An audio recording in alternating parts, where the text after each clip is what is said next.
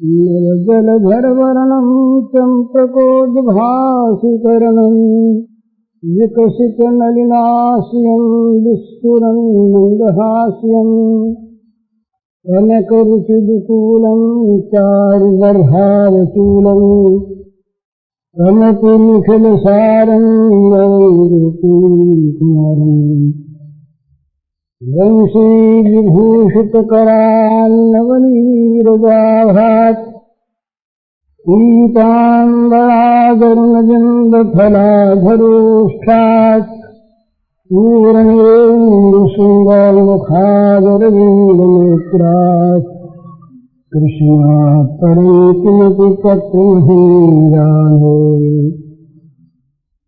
ध्यानाभ्यासवशीकृतेर्मनसात्मनिष्क्रियम् योऽपि कञ्चन योगिनो यदि परं पश्यन्ति ते अस्माकं कृतदेवलोचनचमत्काराय भूयाचम् कालिन्दी कुलिनेषु यत्किमपि नीलं भावति श्रीहरिः। क्या है और राजा की कोई प्रजा है तो सारी प्रजा के प्रति राजा का समान वात्सल्य है। प्रजा के सभी जन राजा के भक्त हैं। बड़ा उत्तम सदाचारी प्रजावत्सल न्यायवान धर्मपरायण राजा है। प्रजा के सब जन उस राजा के प्रति अनुरक्त हैं, उसके भक्त हैं, उसकी सब यथोचित सेवा करते हैं और राजा भी सबको अपना अत्यंत प्रिय जन मान करके, बहुत प्यारी प्रजा मान करके और सबका भला करता है, कल्याण करता है। ये संबंध है। इस प्रकार का जो व्यापक समता का संबंध है प्रेम को लेकर, उसका नाम है शांति। अब उसके बाद उसी प्रजा में से कोई एक सज्जन, कोई एक आदमी, जो प्रजा तो है ही, प्रजा के नाते राजा का प्रिय पात्र है ही, प्रजा के नाते राजा का सेवक है ही, प्रजा के नाते राजा उससे प्रेम करता ही है। पर वो प्रजाजन, एक आदमी, दो आदमी, ऐसे कोई, वो राजा के महल में सेवक रख लिए गए। तो क्या हुआ, प्रजा के नाते जो प्रेम था वो तो राजा का रहा ही, प्रजा के नाते वो राजा का भक्त था वो तो रहा ही। अब जब घर में पहुंच गया तो राजा के और समीप आ गया।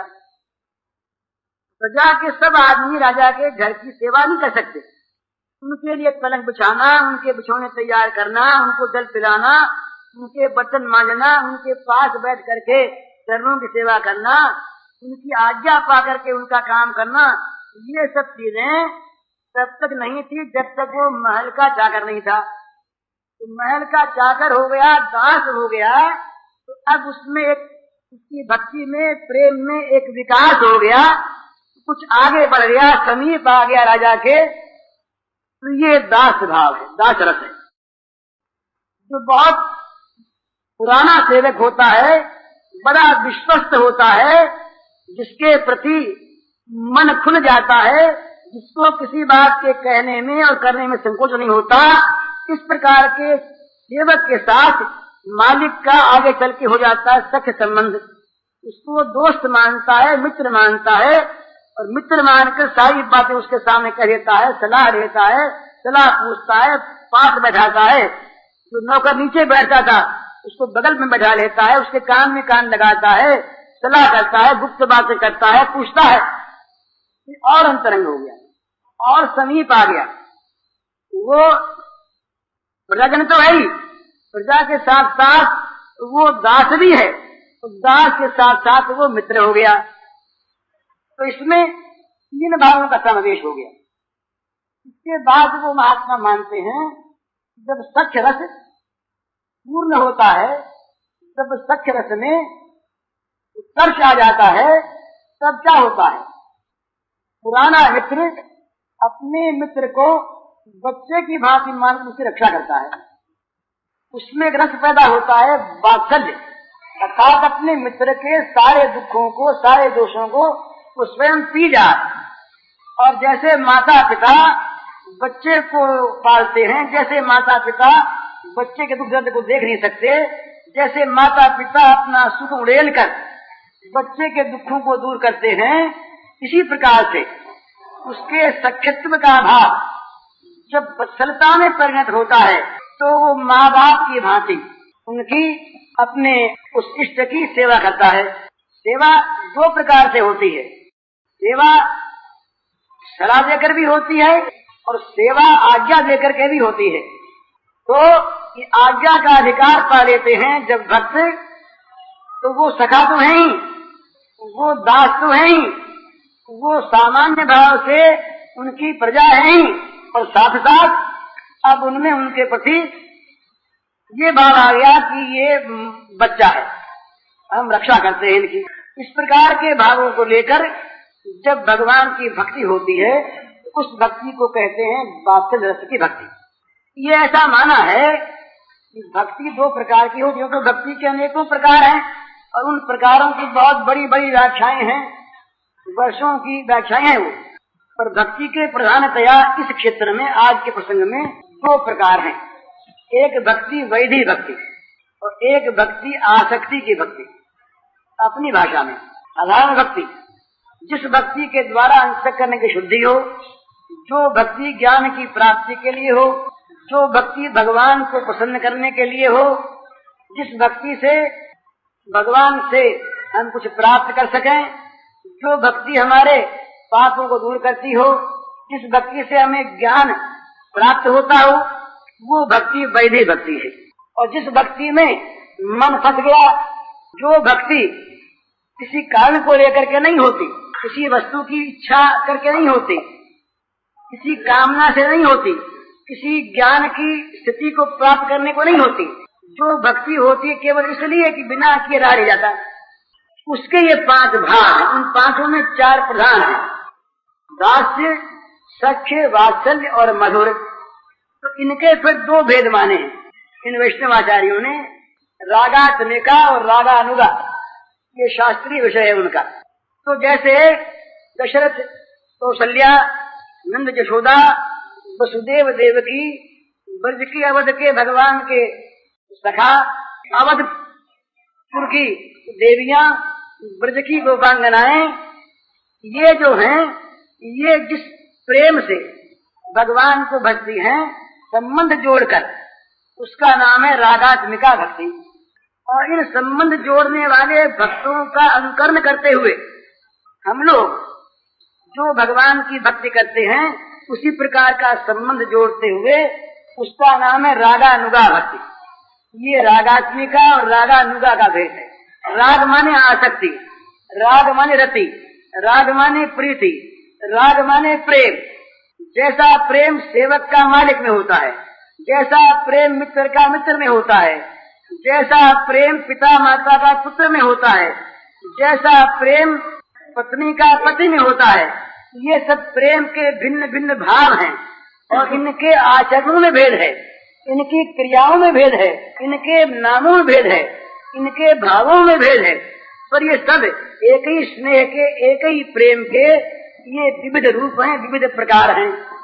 इस प्रकार से जो भगवान के साथ कोई संबंध जोड़कर, भाई भगवान हमारे पुत्र हैं, भगवान हमारे पिता हैं, भगवान हमारे पति हैं, इस प्रकार से भगवान के साथ संबंध जोड़कर जो भक्ति की जाती है, जो प्रीति की जाती है, जिस प्रीति में ये चारों प्रकार की प्रीति ऐसी विचित्र है कि इस प्रीति की भक्ति में नहीं देना है, लेना नहीं। वो दास मानता है कि किसी प्रकार से अपने स्वामी को सुख पहुंचा करके सुखी हो जाऊं, वो सखा मानता है कि किसी प्रकार से अपने मित्र का हित करके और मैं प्रसन्न रहूं। माता पिता की बात तो हम सब जानते ही हैं, किस प्रकार से माता पिता स्वयं दुख भोग करके और बच्चे को पालते हैं, कैसे कैसे स्वार्थ का त्याग करते हैं, ये सबको पता है। और मधुर भक्ति में तो बड़ी विशेषता है, वहाँ तो सारा का सारा आत्मनिवेदन ही है, अपना सर्वस्व, अपने सर्वांग, अपना सब कुछ, अपना लोक परलोक जहाँ समर्पित कर दिया जाता है, निवेदन जहाँ पूर्ण होता है, उसमें एक बड़ा माधुर्य होता है, उसका नाम मधुर भक्ति है। तो इन चारों प्रकार की भक्तियों में भगवान लेने वाले हैं, भगवान पाने वाले हैं और भक्त देने वाले हैं। ये जो भक्त भगवान से कुछ पाने के लिए भजते हैं, जो भक्त भगवान से कुछ चाहते हैं, वे भी भक्त ही हैं। ये बड़े अच्छे हैं क्योंकि भगवान से चाहते हैं, परंतु उनके प्रेम में ये एक छोटापन है, क्योंकि वो मानते हाथ फैलाते हैं। भाई प्रेमी तो वो, भक्त तो वो, कि प्रेम का जादू इस प्रकार का अपने भगवान पर भी फेर दें कि भगवान उनके सामने मांगने वाले बन जाएं। ये भगवान को मांगने वाला बनाने वाले ये केवल प्रेमी होते हैं। भगवान सबके दाता हैं, भगवान सबको देने वाले हैं, सबकी इच्छा पूर्ण करने वाले हैं, पर प्रेमियों से तो अपनी इच्छा पूर्ण करवाते हैं। प्रेमियों के सामने भगवान इच्छा रहित नहीं है, भगवान निष्काम नहीं है, भगवान पूर्ण काम नहीं है, भगवान आप्त काम नहीं है। उनको भूख भी लगती है, उनको प्यास भी लगती है, उनको भाई भी चाहिए, उनको माँ बाप भी चाहिए, उनको पत्नी भी चाहिए, उनको रहने के लिए घर भी चाहिए, उन्हें आराम भी चाहिए, उन्हें अपने मौज शौक के लिए सामान भी चाहिए। वो सामान त्रिलोकी में न देवता दे सकते हैं, न लक्ष्मी जी दे सकती हैं, ईश्वर उन्होंने कहा अपने श्रीमुख से, न उन्हें ब्रह्मा दे सकते हैं, न शिव जी दे सकते हैं। ये तो बस वो भूखे बन करके और मुक्त कंठ से उन प्रेमियों से कहते हैं कि वे तुम दो, कि तुम्हारे द्वार पर हम आए हैं। और जहाँ कहीं इस प्रकार की प्रेम की कोई वस्तु भगवान देख पाते हैं, वहाँ वो दौड़ जाते हैं, प्रतीक्षा नहीं करते कि कोई बुलाता है कि नहीं।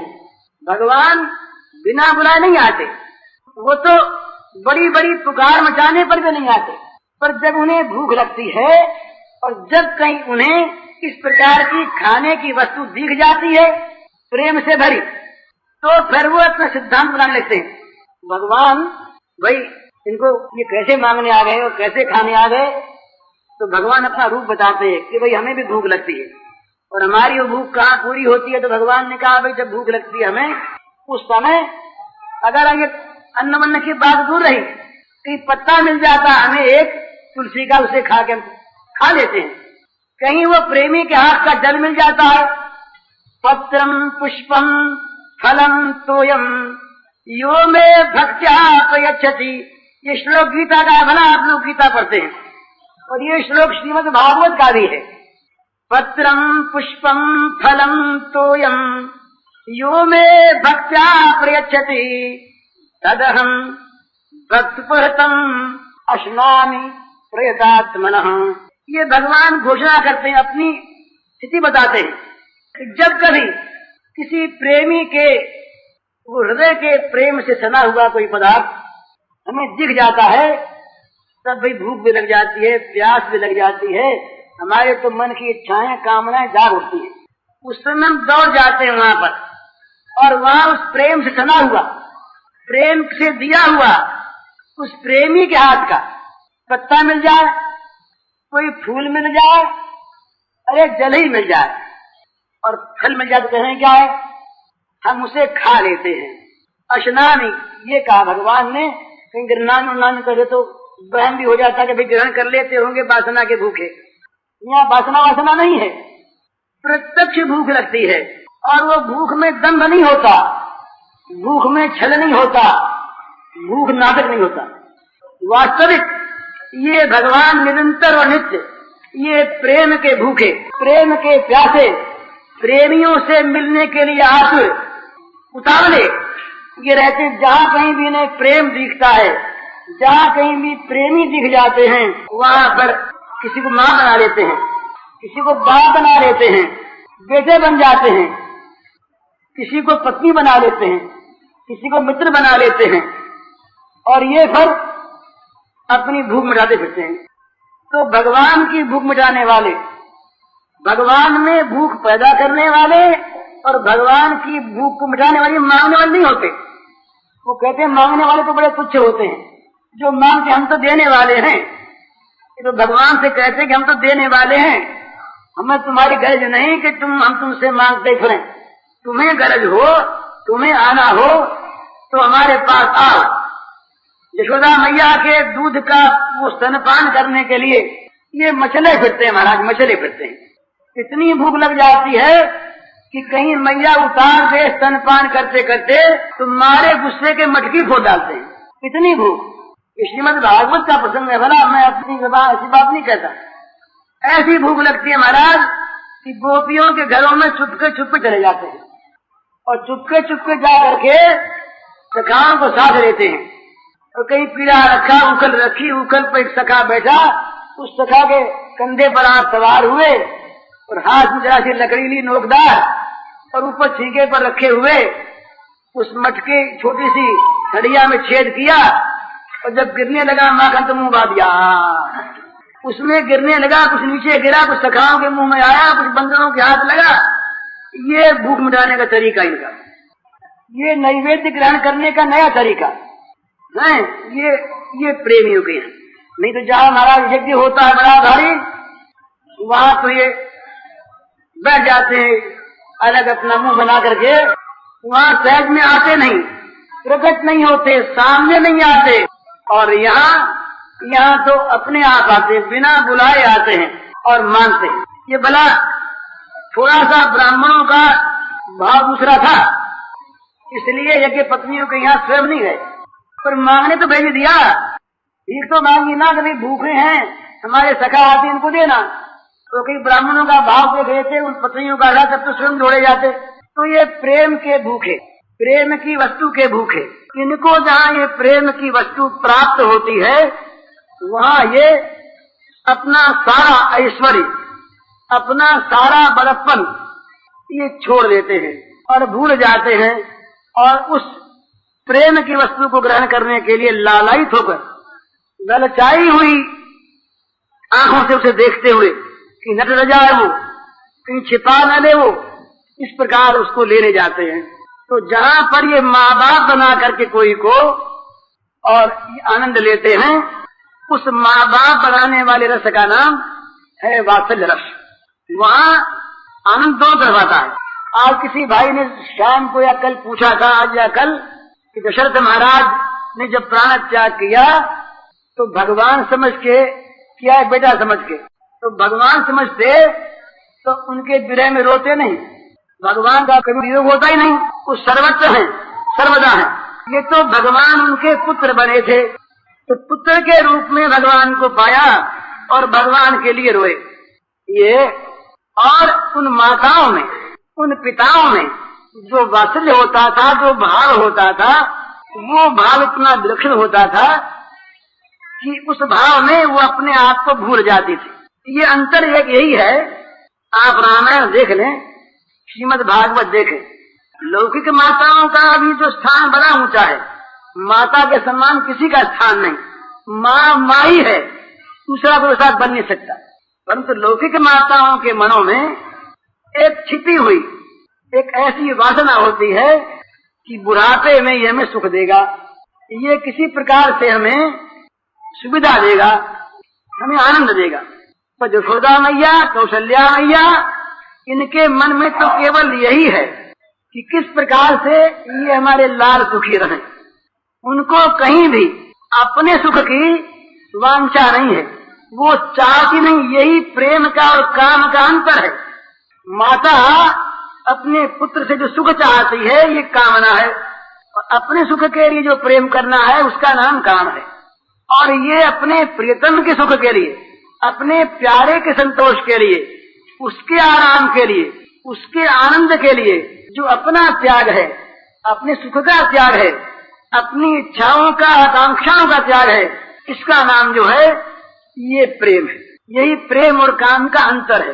तो हम लोग बात कर रहे थे उस दिन वात्सल्य प्रेम की, किस प्रकार से माता अपने पुत्र का लालन पालन करती हैं, किस प्रकार से माता पुत्र का वियोग होने पर दुखी होती हैं, किस प्रकार से माता पुत्र का संदेश जानना चाहती हैं, संदेश भेजती हैं। इसके संबंध में उस दिन अपने कुछ थोड़ी सी चर्चा ब्रज के भावों को लेकर के हुई थी। अयोध्या के भावों के संबंध में कुछ बात शायद हुई थी, अधिक नहीं हुई, तो उसी की चर्चा का विषय शेष रह गया था।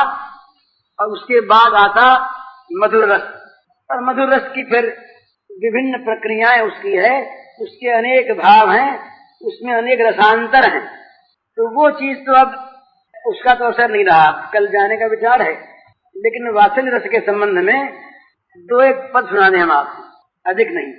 उस समय इनकी कैसी स्थिति हुई है और इनकी मन की अवस्था क्या हुई है, इसका थोड़ा सा चित्रण तुलसीदास जी महाराज ने किया है। तो वो कहते हैं, अपने सुंदर सुमधुर लाल का बालपन देखकर कितना पसंद होती थी, उसका वर्णन है। तो क्या रूप था, जरा झांकी कीजिए रूप के, बड़ा सुंदर, ध्यान का है विषय।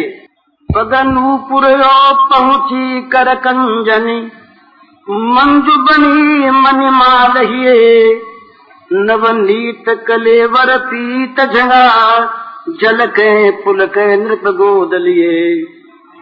अरविंद स्वानन रूप मरंद, अनंदित लोचन भृंग पिए, मन में न बसो वस बालक जो, तुलसी जग में फल कौन दिए। बरदंत की पंगति कुंद कली, अधराधर पल्लव खोलन की, चपला चमके घन बीच जगह छवि, मोतिन मालय मूलन की।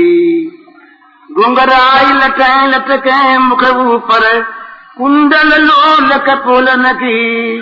नव छावरी प्राण करें तुलसी, बलि जाऊं ललायन बोलन की।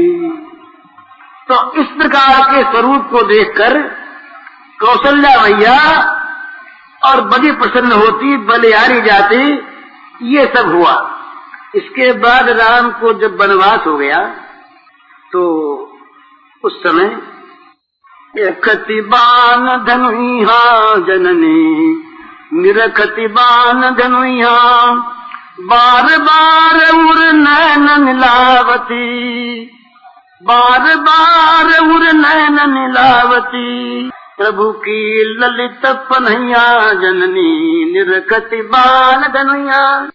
एक दिन मैया की क्या दशा हुई कि मैया उस कमरे में जा पहुंची जिस कमरे में ये जब छोटे से बच्चे थे तो छोटी छोटी धनुइयां लेकर खेलते थे। तो वहाँ जब गई माँ तो माँ भूल गई कि वन में गए हैं। ये चित्र में माता को इस बात का पता नहीं रहा, याद नहीं रहा कि राम वन में गए हैं।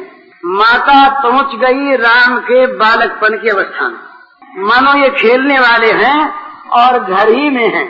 तो वो क्या करने लगी कि जब उन धनुष बाणों को देखा, पहले देखती रही और फिर वो लाल लाल की जूती देखी छोटी छोटी। तो जब जूतियों को देखा, ये प्रेम का लक्षण है भला, अपनी प्रेमास्पद के पैर के कहीं जूती भी दिख जाए तो जूती देख करके आदमी भूल जाता आनंद में। तो मैया ने जब जूती देखी छोटी सी तो मैया भूल गई। तो क्या हुआ, उनके मन में आया कि लाल अभी सो रहे हैं लाला, तो चलो जगह। ये सब सखा बाहर आ गए हैं और पुकार रहे। माता को सुनाई दिया कि सखा सब खड़े हैं बाहर और राम को जगा रहे हैं, बुला रहे हैं। तो मैया वहाँ चली गई उस महल के कमरे में कि जहाँ राम सोया करते थे। तो उनको दिखा सोई रहे। तो जननी निरखति बान धनुहा, बार बार उर नैन नीलावती, प्रभु की ललित पन्हैया जननी, निरखति बान धनुहा। कबहु प्रथम जो जाय जगावती, कही प्रिय बचन सवारे, उठ उतात बलि मातु बदन परे, अनुज सखा सब द्वारे, जननी निरखति बान धनुहा। कहती बेटा उठो, और ये माता तुम पर बलिहारी जा रही है कि देखो तुम्हारे भैया और तमाम सखा द्वारे पर इकट्ठे हो गए हैं। फिर ध्यान आता कि अरे वो तो उठ तो गए थे और अब तो रसोई हो गई, रसोई हो गई। तो ये लाल तो अभी खेलने को गए, आए नहीं। तो वहाँ जा पहुंची, जहाँ खेलते थे वहाँ जा पहुंची। उन्हें दिखा कि खेल रहे। तो बोली भैया बहुत देर हो गई। कबहू कहती बड़ी बार भई जाऊ भूप भैया, कबहू कहती हूँ बड़ी बार भई जाऊ भूप भैया, बंधु बोल जे जो भावे, गई निछावरी मैया जननी, निरकति बाण धनुइया। कहने लगी मैया दिख रहे हैं उनको राम जी, राम जी खेल में हैं, भाई तो सब जा पहुंचे हैं महल में रसोई में, और वहाँ महाराज भी आ गए हैं, महाराज भी आ गए हैं। और ये कहते हैं कि भाई जल्दी जाओ भैया, तुम्हें बहुत देर हो गई, और देखो वो भाई तुम्हें याद तुमको कर रहे हैं, वहाँ पर पिताजी बुला रहे हैं, मैं तुम पर बलिहारी जाती हूँ, तुम जल्दी जाओ, जो भावे सो खा लो, कम खा लो। इस प्रकार की दशा उनकी हो गई। और तो ये क्या था? ये था राम के प्रति उनके मन में ये भाव था कि राम ईश्वर नहीं है, राम भगवान नहीं है। यदि भगवान का भाव राम में हो तो राम के साथ ये बत्सरता नहीं होती, राम के प्रति इस प्रकार का माँ का भाव नहीं होता। तो ये एक ऐसी विलक्षण बात है कि ये भगवान जब इस प्रकार का जब लीला प्रसंग लाते हैं तो स्वयं अपनी मोहनी डाल देते हैं। एक भगवान की माया होती है, भगवान की माया के अनेक नाम है। एक भगवान की माया, उसका नाम निज जन मोहिनी, अपने जनों को मोहने वाली। भगवान की माया सब पर जाती। अगर ये कहें कि दशरथ कौशल्या नंद यशोदा इन पर ये माया काम कर रही थी तो भगवान के प्रेम नहीं होते वो, इस माया से तो वो परे हैं, वो तो दिव्य लोक के चिन्मय लोक के भगवान के नित्य पार्षद हैं। तो वहाँ भगवान क्या करते हैं कि स्वयं अपनी कृपा से, वो कृपा ही माया होती है, माया का नाम माया का अर्थ कृपा भी है। अपनी कृपा से भगवान अपने जनों को मोह लेते हैं। जब राम ने और श्री कृष्ण ने रूप दिखाया मुंह में अपना, तो माँ के मन में जरा संदेह पैदा होने लगा था कि निज मोहिनी डाल दी उन्होंने।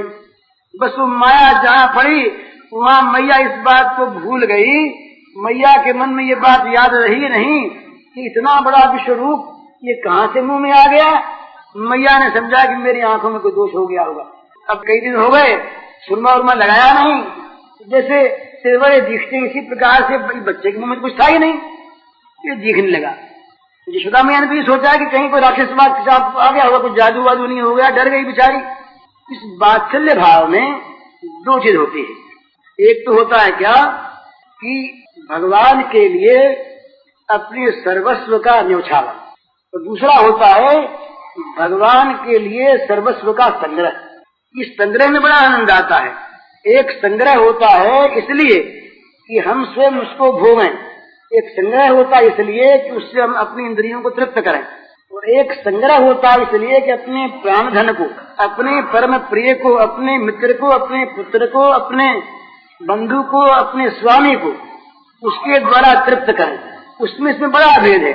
यहाँ जरा सा भी अपने लिए रखना, जरा सा भी अपने काम में लेना दुखदायी होता है, और वहाँ जरा सा भी देना दुखदायी होता है। ये बड़ा अंतर है भोगी में और प्रेमी में। जो सबसे बड़ा अंतर है वो अंतर एक यही है कि भोगी जो है वो केवल अपने को देखता है, अपनी इंद्रियों को देखता है, अपने शरीर को देखता है, अपने आराम को देखता है। और प्रेमी जो है नित्य निरंतर देखता है अपने प्रेमास्पद की चाह को, प्रेमास्पद के सुख को, प्रेमास्पद की चाह को। वो क्या चाहते हैं, उनको किस बात में सुख है। बल्कि यहाँ तक कि ये जो प्रेमी होते हैं ये आज्ञावाहक नहीं होते। प्रेमियों को आज्ञा की आवश्यकता नहीं होती, प्रेमियों को जरूरत नहीं होती इशारे की। ये प्रेमी तो इस प्रकार के होते हैं जो उनके अपने प्रेमास्पद के अंतर को जानते हैं, और अंतर को जान करके उसी प्रकार का अपना जीवन बना लेते हैं, उसी प्रकार की वस्तुएं संजो लेते हैं भगवान के प्रति, अपने प्रेमास्पद के प्रति समर्पण करने के लिए। तो ये बात आदि पुराण में आई है। भगवान ने कहा गोपियों के लिए कि भाई मेरे मन की जानकारी जितनी गोपियों को है उतनी किसी को है नहीं। साफ शब्दों में कहा क्यों कि वहाँ पर केवल प्रेम है, उसके सिवा कुछ भी नहीं है। तो गोपियों में दो भाव थे, वात्सल्यवती गोपियां थी और मधुर भाव वाली गोपियां थी। यशोदा मैया ये वात्सल्यवती गोपी और कौशल्या मैया ये वात्सल्यवती माँ। कहते भाई भगवान के पिता बनना चाहते हैं, उनके भगवान पुत्र बनने के तैयार हैं। ये बात मन में मान कर, समझ कर, जान कर, निश्चय कर, ये कौशल्या मैया और दशरथ बाबा, नंद बाबा और यशोदा मैया, इनका अनुकरण करके, इनके हृदय में प्रवेश करके, इनके हृदय में जिस प्रकार का प्रेम था, जैसी प्रीति थी, उसी प्रकार का प्रेम, उसी प्रकार की प्रीति का अनुकरण करें, उसी के नकल करें, और नकल करते हुए अपने सारे स्वार्थ को, अपने आराम को, सुख को त्याग करके और भगवान के लिए सब सुखों का समर्पण कर दें, निवेदन कर दें, तो वो भक्ति प्राप्त होगी। हरिओम तत्सत। बोल सियावर रामचंद्र की जय। अगर जगत के जंजालों में मन फंसता है, जगत की गंदगी में चित्त की वृत्तियां जाकर वहां उसको अपने अंगों पर लपेटती हैं, वहां प्रेम कहाँ है, वहां प्रेम साम्राज्य कहाँ है। इसलिए सावधान किया प्रेमियों को सावधान किया कि भाई ये प्रेम का जो मार्ग है, इसमें विषय वासना लिए कहीं चले न जाना, विषय वासना को लेकर, विषयासक्ति, भोगासक्ति को लेकर कहीं इस राज्य में प्रवेश न कर जाना। कहीं मृत्यु फल फलता उसमें, कहीं कलंक लाभ केवल, कहीं मृत्यु फल फलता उसमें, कहीं कलंक लाभ केवल। ये होगा, कलंक मिल जाएगा, मृत्यु मिल जाएगी, दुख मिलेगा। महादेव शंकर ने, नीलकंठ ने जहर पी लिया। तुम यदि कहीं प्रेम विषय की वासना को लेकर के और प्रेम का पान करना चाहोगे तो विष से जर्जरित होकर भस्म हो जाओगे। इसलिए ये प्रेम का जो पथ है, इसीलिए अटपटा, इसीलिए इसकी बात अटपटी। इस प्रेम में, प्रेम के राज्य में शब्दों में मोह भी है, शब्दों में काम भी है, शब्दों में क्रोध भी है, शब्दों में लोभ भी है, शब्दों में दंभ भी है, पर वो सारा का सारा निर्मल है, उज्जवल है, उज्जवल रस में। ये चीज ऐसी है ना, ये चीज ऐसी है। बलिहारी या प्रेम की गति नहीं समझे कोई, जो जो डूबे श्याम रंग त्यों त्यों उज्जवल होए। बलिहारी या प्रेम की गति नहीं समझे कोई, जो जो डूबे श्याम रंग त्यों त्यों उज्जवल होए। ये जितने भी शब्दावली है, जिन शब्दावलियों से घृणा करनी चाहिए, जिनका त्याग करना चाहिए, वे सारे के सारे शब्द इस निर्मल प्रेम समुद्र में, इस उज्जवल प्रेम सागर में डूबकर, निमग्न होकर सत्य से उज्जवल बन जाते हैं, पवित्र बन जाते हैं। भला किसी के मन में कृष्ण की कामना जागृत हो जाए, कितना बढ़िया है। कुछ न चाहकर जो श्री कृष्ण को चाहे, ये कामना तो श्लाघ्य कामना है। ये कामना भगवान कभी पैदा करें किसी के मन में। श्री कृष्ण के न मिलने पर जिसको अपने जीवन पर क्रोध आवे, ये तो बड़ा श्लाघ्य क्रोध है। भगवान के प्रेम की मधुर झांकियां देखते देखते जिसका मन इतना प्रलुब्ध हो जाए, इतना लोभी हो जाए कि किसी प्रकार उस लोभ का वो परित्याग न कर सके, ये कितना सुंदर श्लाघ्य लोभ है, ये वर्णनीय लोभ है। इसलिए शब्दों को लेकर झगड़ना नहीं, परंतु प्रेम राज्य की पवित्रता को नष्ट नहीं करने का अधिकार है। किसी विषय को नष्ट होती नहीं। जहाँ स्वच्छ निर्मल प्रेम राज्य है, वहाँ विषयी जाता नहीं, और जहाँ विषयी जाता है, वहाँ प्रेम के नाम पर काम का कलंक लिए जाता है, वहाँ प्रेम है नहीं। ये मुझसे आज अभी किसी ने पूछा था कि भाई सबको प्रेम क्यों नहीं करना चाहिए और प्रेम में क्या बाधा है। ये उसका उत्तर है। यद्यपि प्रेम सबको करना चाहिए मैं कहता हूँ, पर प्रेम का अधिकारी बनना चाहिए। अधिकारी बनने तक साधना है।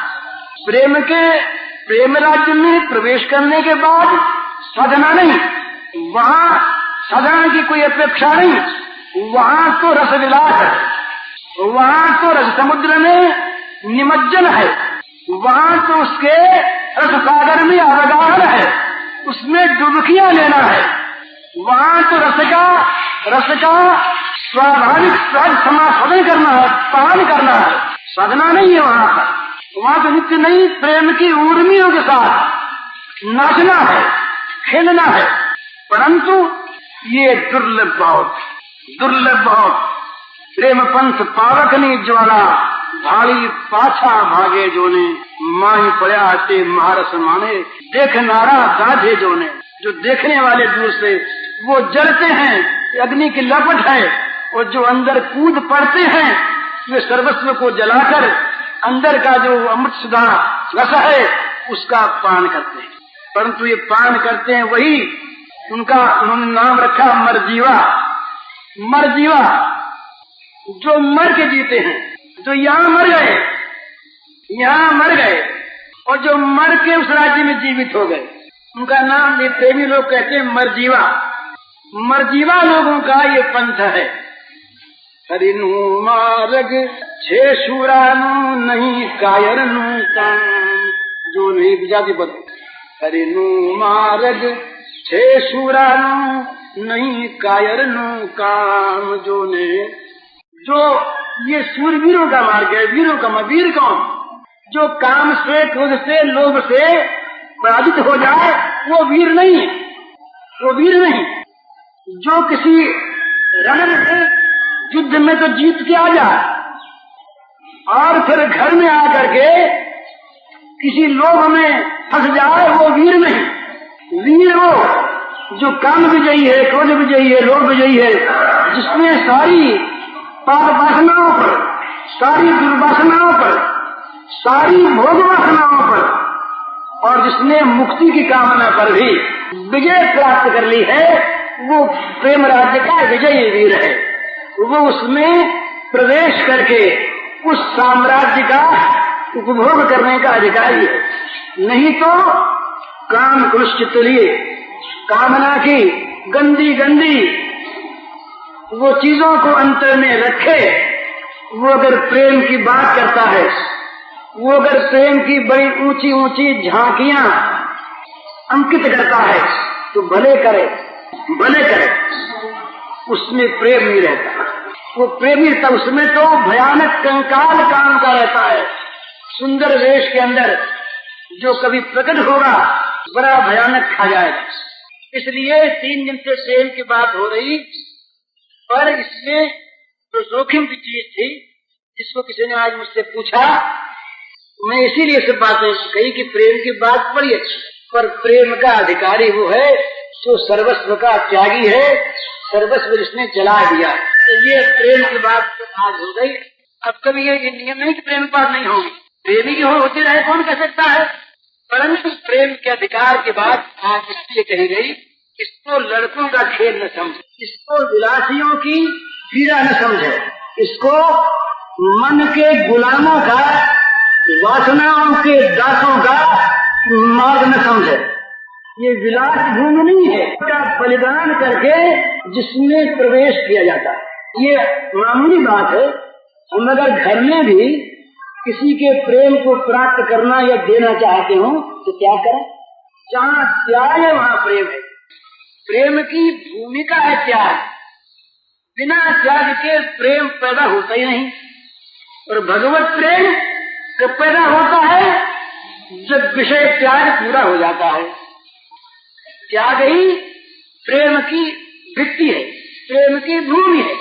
इसलिए प्रेम की भूमि में प्रवेश करने वालों को त्याग स्वीकार करना पड़ता है।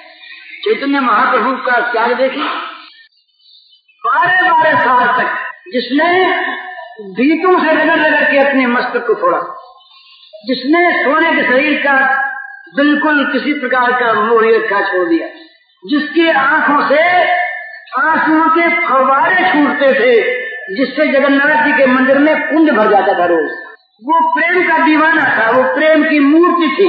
उसमें कहाँ किसी प्रकार का कोई काम, कहाँ क्रोध, कहाँ लोभ, कहाँ मोह, कहाँ विक्षेप, कहाँ दंभ। वो तो जहाँ देखे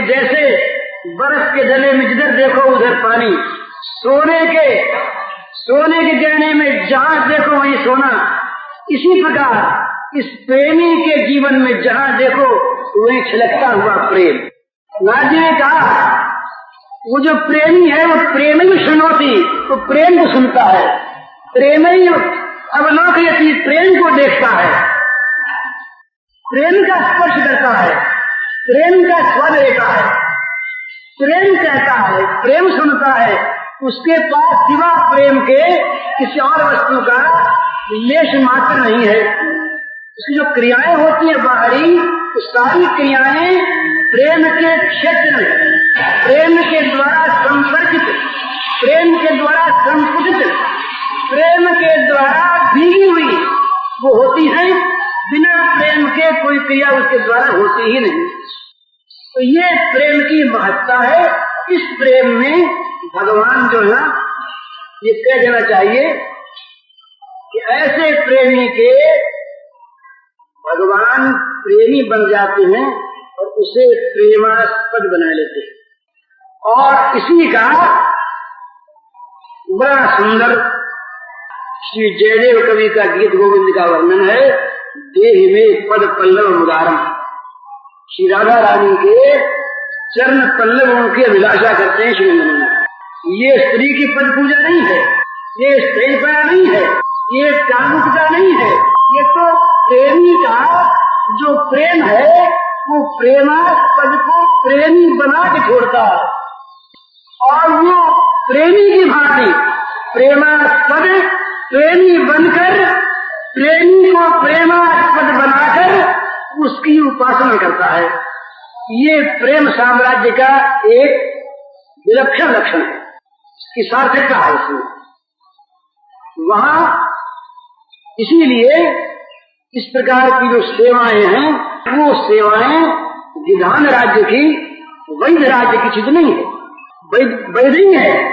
प्रेम राज्य का जो वैधपना है वो तमाम राज्यों के ऊपर उठकर है।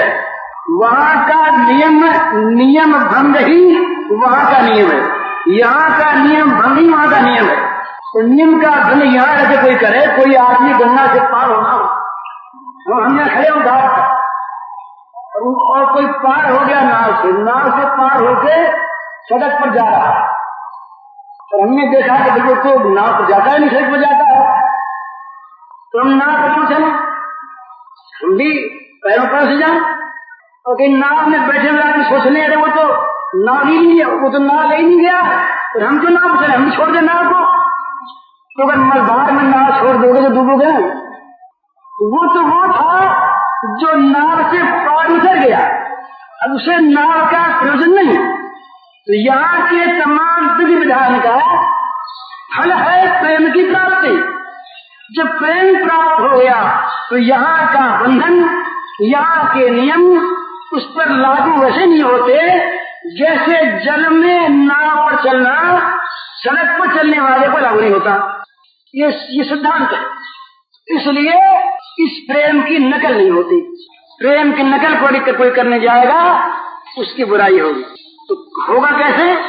इस प्रेम का नाम है चैतन्य महाप्रभु के संप्रदाय में, उनके मार्ग में रागानुगा भक्ति। और रागानुगा भक्ति कैसे होती है? रागात्मिका भक्ति के आदर्श से।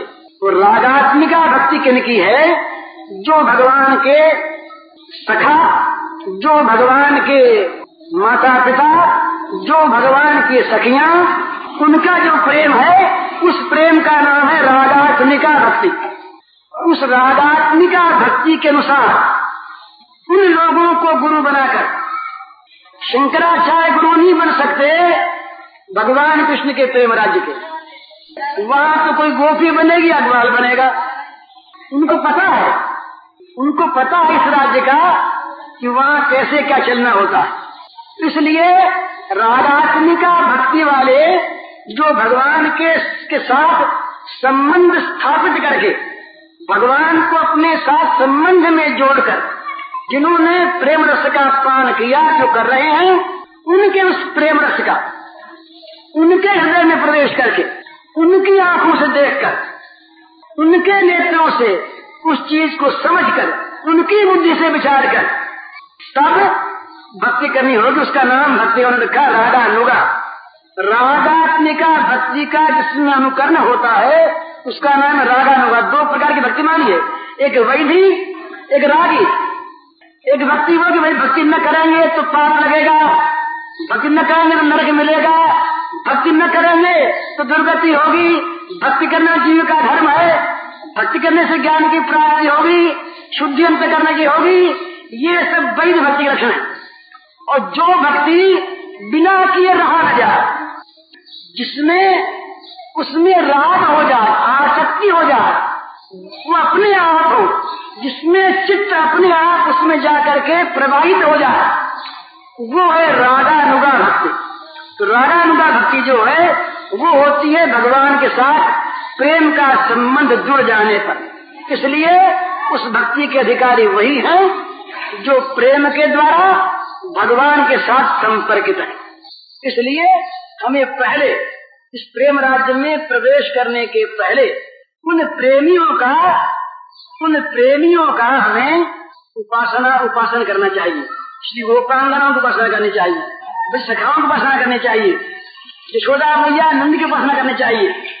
उनके हृदय में प्रवेश करके उनके द्वारा देखना चाहिए कि किस प्रकार से इन्होंने भगवान श्री कृष्ण की प्रेम उपासना की। तो सेठ जी कह रहे थे कि 6